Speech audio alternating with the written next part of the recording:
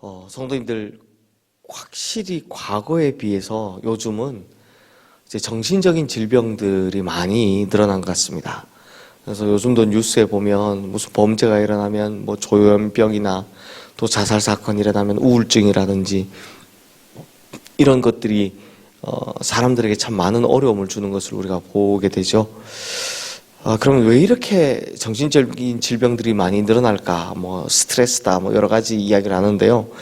생각해 보면 그만큼 이상과 현실의 차이가 크기 때문이 아닐까 이런 생각이 듭니다. 기술은 발달하고 뭐 사람은 점점 유토피아를 꿈꾸는데 현실은 어떻습니까? 빈부격차는 점점 커지고 취업도 어렵고 진학도 어렵고 이상은 하늘에 있는데 현실은 바닥을 치니까 힘든 거죠. 근데 이 이상과 현실 사이를 좁혀줄 계기가 없으니까 절망이라는 게 너무 큰 겁니다. 성도님들, 욥도 역시 차가운 현실을 접하고 있습니다. 근데 더 큰 지금 괴로움은 뭐 때문입니까? 자기를 찾아온 세 친구들이 정말 칼달같이 날카롭고 얼음처럼 차가운 말로 자기의 가슴을 막 찔러낸다라는 겁니다. 그렇게 욥은 또 반박을 하고 있고요. 그러길 이제 2라운드가 시작이 되었습니다. 그렇게 첫 번째 사람 이제 엘리바스가 자기 의견을 표출을 하고 이제 욥이 대답하는데요. 사실 오늘 말씀을 읽다 보면 참 저도 마음이 너무 힘들었습니다.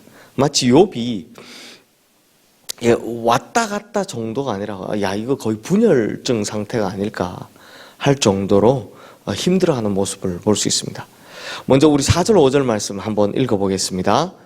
주께서 그들의 마음을 가리어 깨닫지 못하게 하셨사오나 그들을 높이지 마소서. 보상을 얻으려고 친구를 비난하는 자는 그의 자손들의 눈이 멀게 되리라. 보상을 얻으려고 친구를 비난하는 자, 자기가 높임 받으려고 친구를 비난하는 자, 그의 자손의 눈이 멀게 될 거다. 이 말은 놀랍게도 욥의 세 친구가 한 말 같지만 아닙니다. 욥이 한 말입니다. 욥이 친구들을 저주하는 말입니다.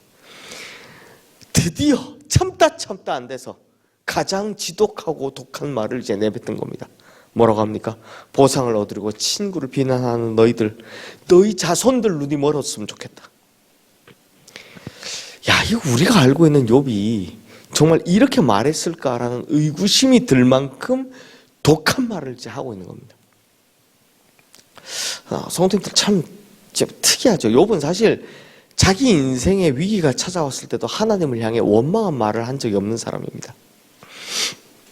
자기의 의의를 드러낸 적은 있어도 나 죄짓지 않았어 라는 의의를 드러낸 적은 있어도 하나님을 향해서 불신앙의 말을 한 적은 없는 사람입니다. 그런 고결한 욥이 지금 친구를 향해서 이렇게 무서운 말을 니네 자손이다 눈이 멀었으면 좋겠어 라는 이 말을 내뱉고 있다는 겁니다. 그렇다면 성도님들, 우리는 이런 욥의 말을 어떻게 받아들여야 될까요? 참 난감하죠. 설교하는 사람 입장에서도 난감합니다. 그래서 가장 좋은 건 이해하는 거겠지라는 생각을 하는 겁니다. 얼마나 힘들었으면, 오죽했으면 지금 저러고 있을까? 욥이 저런 말까지 할까? 긍휼의 마음으로 욥을 이해해줘야 하는 겁니다. 근데 성도님들, 욥이 또 독설로 일관하지만은 않습니다. 우리 9절 말씀도 함께 읽어보겠습니다. 그러므로 의인은 그 길을 꾸준히 가고 손이 깨끗한 자는 점점 힘을 얻느니라. 야, 의인은 그 길을 꾸준히 가고 손이 깨끗한 자는 점점 힘을 얻는다. 이런 말은 또 인생을 거의 통달한 뭐 수도사나 신학자들 입에서 나올 만한 말입니다. 그런데 또 이런 말을 할 때 보면 또 욥이 또 굉장히 괜찮아 보입니다. 정상적으로 보입니다. 근데 또 이게 끝이 아닙니다. 제가 오늘 왔다 갔다 한다 그랬잖아요. 15절 16절 말씀 우리 같이 한번 읽어볼까요?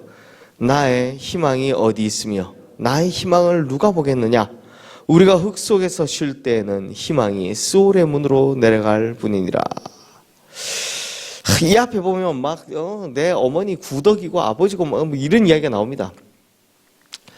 그래 이걸 보면 또 이번에 또 응석바지처럼 막 희망이 없다고, 야 내가 더 밑으로 내려갈 바닥이 없다고 막 이러고 있는 걸 봅니다. 오늘 응석을 부리고 있는 것 같이 보입니다. 그래서 제가 오늘 본문을 읽으면서 야, 대체 어떻게 설교를 해야 되나 이런 생각이 드는 겁니다. 근데 이해가 되는 건 이해가 되지요. 욥이 얼마나 힘들었으면, 야, 욥이 지금 얼마나 지금 극한의 힘듦에 오면 마치 정신이 분열될 같은 감정이 극과 극으로 막 이렇게 갔다가 막 이렇게 되는 겁니다. 야, 이런 모습을 다 보여주네. 이런 생각이 드는 겁니다. 하나님께 막, 그래도 하나님께서 뭐 이랬다가 또 뚝 떨어져서 하나님께서 어떻게 막, 그래도 하나님께 감사합니다. 그 어떻게 하나님이 나에게 막, 이게 지금 왔다 갔다 막 이러고 있는 이런 꼴인 겁니다.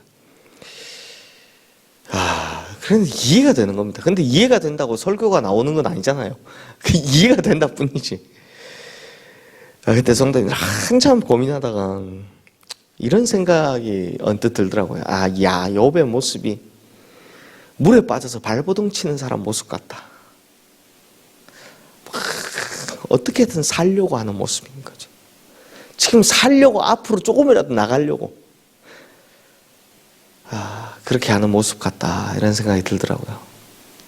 그렇게 발버둥 치다 보면 어떻게 합니까? 조금씩 앞으로 가는 겁니다. 점점 하나님을 향해 나아가고 있는 거죠. 그게 이제 19장에 오면 한번 빵 터집니다.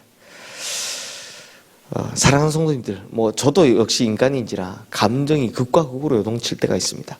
아까 제가 말씀드렸다시피 하나님 너무 좋으신 하나님 하다가 툭 들었어. 하나님 어디 계시냐고 막 했다가 또 하나님 감사합니다 이랬다가 뚝 떨어져가지고 하나님 나에게 왜 이러시냐고 막 이럴 때가 막 이렇게 감정이 요동칠 때가 있습니다. 또 제일 힘들 때는 선택의 기로에 섰을 때입니다. 아무리 생각해봐도 이렇게 생각해도 결과가 뻔하고 저렇게 생각해도 결과가 뻔하고 어떻게 해야 될지 모를 때 막 이 마음이 왔다 갔다 할 때가 있습니다. 이렇게 하면 분명히 저 사람이 상처받을 텐데 이렇게 하면 또 분명히 저 사람이 상처받을 텐데 이런 선택을 해야 될 때 마음이 막 왔다 갔다 하루에도 수십 번씩 왔다 갔다 합니다. 하지만 성도님들 그 과정 역시 뭐라고요? 조금씩 하나님을 향해 나아가고 있는 과정이라는 걸 잊지 마시기를 바랍니다. 그러므로 이렇게 발버둥 쳐야 될 때가 올 때, 막 감정의 기복이 올 때, 그럼에도 이 길 끝에는 주님이 계시다라는 믿음을 가지고 이 힘든 어려움들을 잘 헤쳐나가시는 저보다 더 현명하신 우리 성도님들 다 되시기를 주님의 이름으로 축원합니다.